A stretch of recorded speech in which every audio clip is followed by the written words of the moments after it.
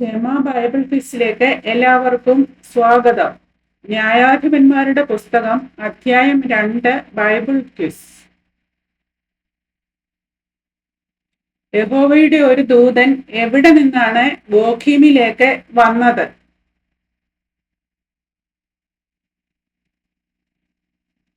ഗിൽഗാലിൽ നിന്നും.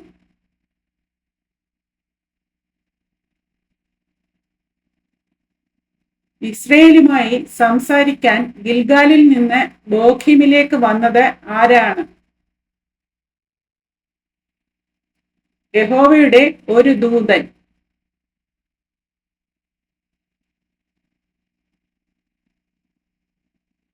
എവിടെ നിന്ന് ഇസ്രയേലിനെ പുറപ്പെടുവിച്ചു എന്നാണ് യഹോവയുടെ ദൂതൻ ഇസ്രയേലിനോട് പറഞ്ഞത്? മിസ്രൈമിൽ നിന്ന്.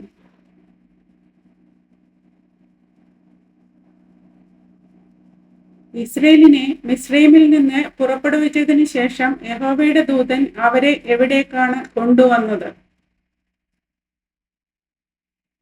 അവരുടെ പിതാക്കന്മാരോട് സത്യം ചെയ്ത ദേശത്തേക്ക്. യഹോവയുടെ ദൂതൻ എല്ലാ ഇസ്രയേലിനോടും എന്ത് കൽപ്പിച്ചു?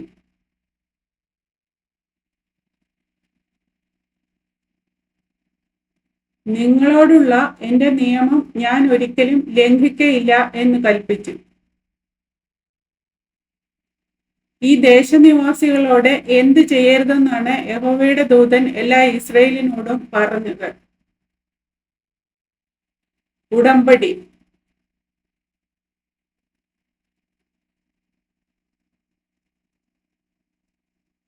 നിങ്ങളോടുള്ള എൻ്റെ നിയമം ഞാൻ ഒരിക്കലും ലംഘിക്കയില്ല എന്നും നിങ്ങൾ ഈ ദേശനിവാസികളോട് ഉടമ്പടി ചെയ്യാതെ അവരുടെ ബലിപീഠങ്ങൾ ഇടിച്ചു കളയണമെന്നും യഹോവ കൽപ്പിച്ചു. എന്നാൽ അവർ എന്ത് ചെയ്തില്ല? എന്നാൽ അവർ യഹോവയുടെ വാക്ക് അനുസരിച്ചില്ല. ഇസ്രയേല്യർ ദേശനിവാസികളുമായി ഉടമ്പടികൾ ചെയ്യുകയും അവരുടെ ബലിപീഠങ്ങൾ ഇടിച്ചു കളയാതിരിക്കുകയും ചെയ്തതിനാൽ എന്ത് ചെയ്യില്ലെന്ന് യഹോവയുടെ ദൂതൻ പറഞ്ഞു. ഞാൻ അവരെ നിങ്ങളുടെ മുമ്പിൽ നിന്ന് നീക്കിക്കളകയില്ല. ഇസ്രയേൽ മക്കൾ യഹോവയുടെ വാക്ക് അനുസരിക്കായക നിമിത്തം ഈ ദേശനിവാസികൾ ഇസ്രയേൽ മക്കളോട് എങ്ങനെ പെരുമാറുമെന്ന് യഹോവയുടെ ദൂതൻ പറഞ്ഞു. അവർ നിങ്ങളുടെ വിലാപ്പുറത്ത് മുള്ളായിരിക്കും, അവരുടെ ദേവന്മാർ നിങ്ങൾക്ക് കണിയായും ഇരിക്കും. ഇസ്രയേൽ മക്കളുടെ അനുസരണക്കേട് നിമിത്തം ഇസ്രയേൽ മക്കൾക്ക് ഒരു കെണിയാകുമെന്ന് യഹോവയുടെ ദൂതൻ പറഞ്ഞത് എന്ത്? അവരുടെ ദേവന്മാർ.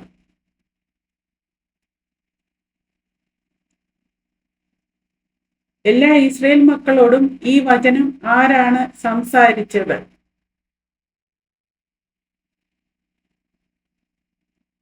യഹോവയുടെ ദൂതൻ.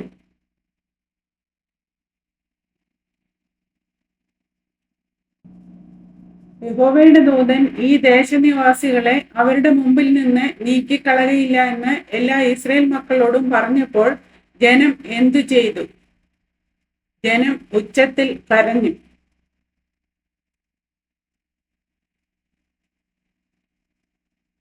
യഹോവയുടെ ദൂതൻ ഈ ദേശനിവാസികളെ നിങ്ങളുടെ മുമ്പിൽ നിന്ന് നീക്കിക്കളകയില്ല എന്ന് പറഞ്ഞപ്പോൾ ജനം ഉച്ചത്തിൽ കരഞ്ഞു. ആ സ്ഥലത്തിന് ഇസ്രയേൽ മക്കൾ നൽകിയ പേര് എന്താണ്?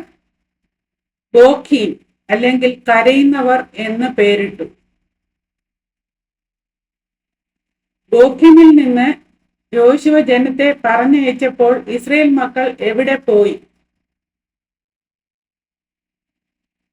ദേശം കൈവശമാക്കുവാൻ ഓരോരുത്തൻ താന്താന്റെ അവകാശത്തിലേക്ക് പോയി. യോശുവയുടെ കാലത്തൊക്കെയും ഇസ്രയേല്യർ എന്ത് ചെയ്തു?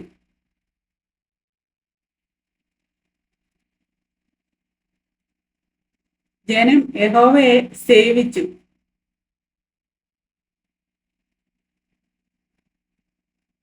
യോശുവ കഴിഞ്ഞിട്ട് ആരുടെ കാലത്തൊക്കെയും ജനം യഹോവയെ സേവിച്ചു?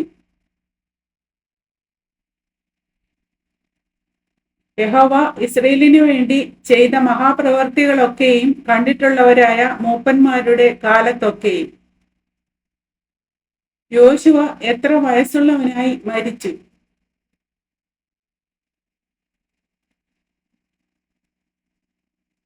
110 വയസ്സുള്ളവനായി മരിച്ചു.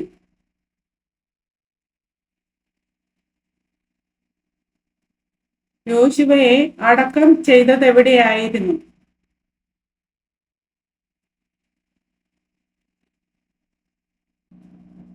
എഫ്രൈം പർവ്വതത്തിലെ തിമ്നാത്ത് ഹേരസിൽ, ഗായേഷ് മലയുടെ വടക്ക് വശത്ത്. യോശുവയും ആ തലമുറയൊക്കെയും പിതാക്കന്മാരോട് ചേർന്ന ശേഷം എങ്ങനെയുള്ള വേറൊരു തലമുറ ഉണ്ടായി?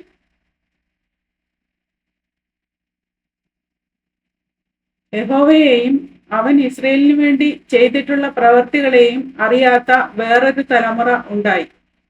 യഹോവയെയും അവൻ ഇസ്രയേലിനു വേണ്ടി ചെയ്തിട്ടുള്ള പ്രവൃത്തികളെയും അറിയാത്ത തലമുറയിലെ ഇസ്രയേൽ മക്കൾ എന്ത് തിന്മ ചെയ്തു? യഹോവയ്ക്ക് അനിഷ്ടമായത് ചെയ്തു. ബാൽ വിഗ്രഹങ്ങളെ സേവിച്ചു.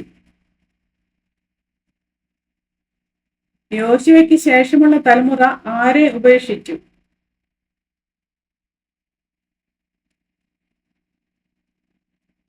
തങ്ങളുടെ പിതാക്കന്മാരെ മിസ്രയീം ദേശത്ത് നിന്ന് കൊണ്ടുവന്ന തങ്ങളുടെ ദൈവമായ യഹോവയെ. യോശുവയ്ക്ക് ശേഷമുള്ള തലമുറ ആരെ ചെന്ന് നമസ്കരിച്ചു യഹോവയെ കോപിപ്പിച്ചു? ചുറ്റുമുള്ള ജാതികളുടെ ദേവന്മാരായ അന്യദൈവങ്ങളെ ചെന്ന് നമസ്കരിച്ചു യഹോവയെ കോപിപ്പിച്ചു. അവർ യഹോവയെ ഉപേക്ഷിച്ച് ഏതെല്ലാം ദൈവങ്ങളെ സേവിച്ചു?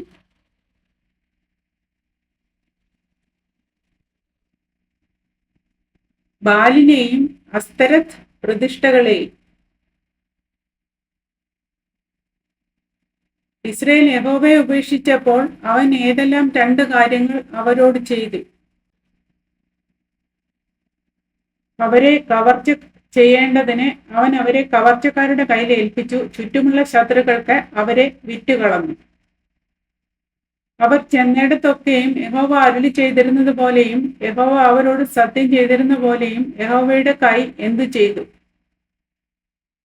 അനർത്ഥം വരത്തക്കവണ്ണം അവർക്ക് വിരോധമായിരുന്നു.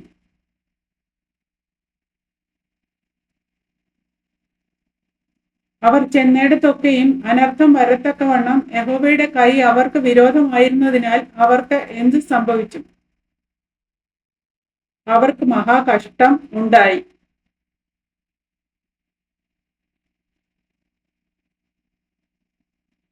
ആരെ എഴുന്നേൽപ്പിച്ച് ഇസ്രായേൽ മക്കളെ കവർച്ചക്കാരുടെ കയ്യിൽ നിന്ന് രക്ഷിച്ചു?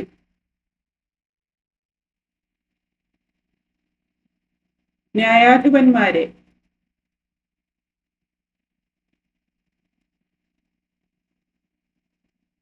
യഹോവ എഴുന്നേൽപ്പിച്ച ന്യായാധിപന്മാർ ആരുടെ കയ്യിൽ നിന്ന് ഇസ്രായേൽ മക്കളെ രക്ഷിച്ചു?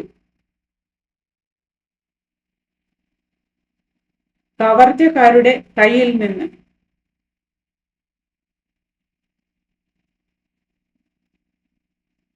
യഹോവ എഴുന്നേൽപ്പിച്ച ന്യായാധിപന്മാരോട് ഇസ്രായേൽ പ്രതികരിച്ചതെങ്ങനെ?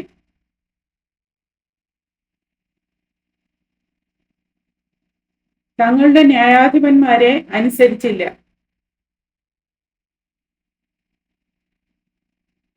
ന്യായാധിപന്മാരെ അനുസരിക്കാതെ ഇസ്രായേൽ മക്കൾ അന്യദൈവങ്ങളുമായി എന്തു ചെയ്തു? അന്യദൈവങ്ങളോട് പരസംഗം ചെയ്ത് അവയെ നമസ്കരിച്ചു. ഇസ്രായേൽ മക്കൾ നടന്ന വഴിയിൽ നിന്ന് വേഗം മാറിക്കളഞ്ഞു.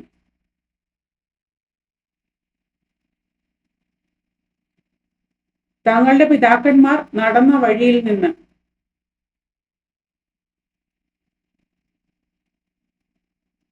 യഹോവ ഇസ്രായേലിനെ ശത്രുക്കളുടെ കയ്യിൽ നിന്ന് രക്ഷിച്ചിരുന്നതെപ്പോൾ? യഹോവ ന്യായാധിപന്മാരെ എഴുന്നേൽപ്പിക്കുമ്പോൾ യഹോവ അതത് ന്യായാധിപന്മാരോട് കൂടെ ഇരുന്ന് അവന്റെ കാലത്തൊക്കെയും അവരെ ശത്രുക്കളുടെ കയ്യിൽ നിന്ന് രക്ഷിക്കും. യഹോവ ഇസ്രായേലിയർക്ക് ന്യായാധിപന്മാരെ എഴുന്നേൽപ്പിക്കുമ്പോൾ ന്യായാധിപന്മാരോട് കൂടെ ഇരുന്ന് ശത്രുക്കളുടെ കയ്യിൽ നിന്ന് അവരെ രക്ഷിക്കും. യഹോവ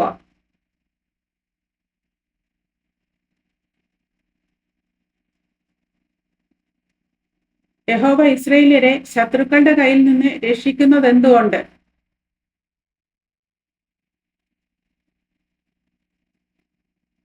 തങ്ങളെ ഉപദ്രവിച്ച് പീഡിപ്പിക്കുന്നവരുടെ നിമിത്തം ഉള്ള അവരുടെ നിലവിളിയിങ്കൽ യഹോവയ്ക്ക് മനസ്സലിവ് തോന്നുന്നതുകൊണ്ട്. ഇസ്രായേല്യർ തിരിഞ്ഞ് അന്യദൈവങ്ങളെ ചെന്ന് സേവിച്ച് നമസ്കരിക്കുകയും ചെയ്യുന്നതെപ്പോൾ? ആ ന്യായാധിപൻ മരിച്ച ശേഷം.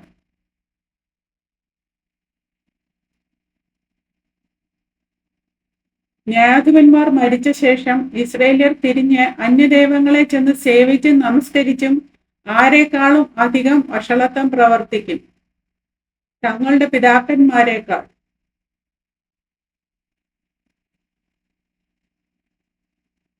ഇസ്രായേല്യർ തങ്ങളുടെ പിതാക്കന്മാരെക്കാൾ അധികം വഷളത്വം പ്രവർത്തിച്ചപ്പോൾ യഹോവയ്ക്ക് എങ്ങനെ തോന്നി?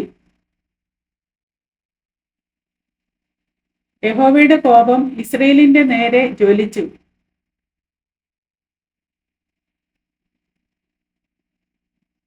യോശുവ മരിക്കുമ്പോൾ വിട്ടയച്ചു പോയ ജാതികളിൽ മേലാൽ ഒന്നിനെയും ഇനി അവരുടെ മുമ്പിൽ നിന്ന് നീക്കിക്കളകയില്ല എന്ന് യഹോവ അരുളി ചെയ്തതിന്റെ കാരണം എന്തായിരുന്നു?